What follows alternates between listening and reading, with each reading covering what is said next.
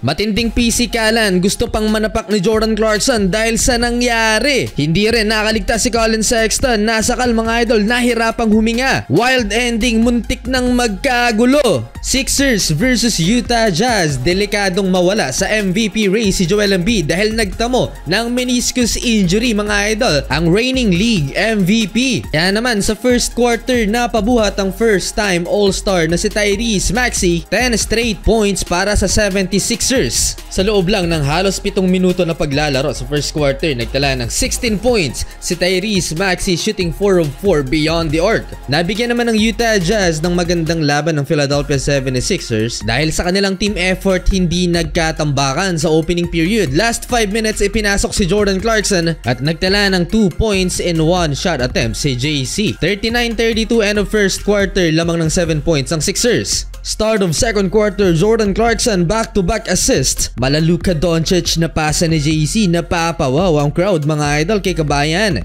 Tyrese Maxey hindi pa rin tumitigil sa pagbitaw ng malalayong tres, parang Damian Lillard lang. 26 points na so far for Tyrese at nakakatatlong mintis pa lang in 13 shots. Walker Kessler, the 7-footer, supalpal ang inabot ni Kelly Oubre Jr. Nakahanap naman mga idol ng katapat si Pat Bev in terms of hustle, si Collin Sexton na hindi siya tinigilan.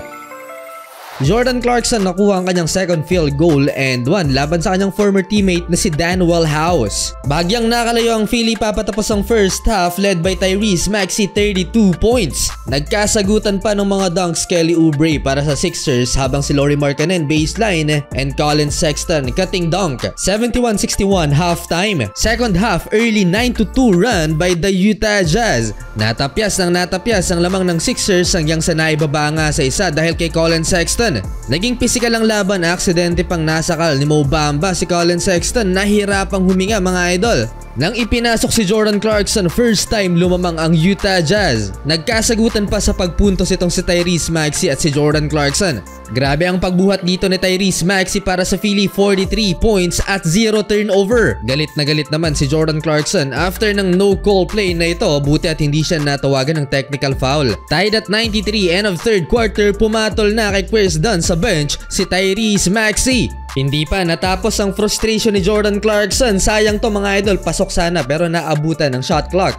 Masyadong nanggigil si JC, naging pilit ng kanyang mga tira. Mahigpit ang depensa sa kanya ni Jaden Springer. Nag-commit tuloy ng isang turnover si kabayan. Pumakawala ng 2 3-pointers si Kelly Oubre kaya umabot ng 6 points ang lamang ng Philly. Nakabawi naman ng Utah Jazz na itabla sa 109 ng talaan at nag-angas na sa bench ng Sixers si JC.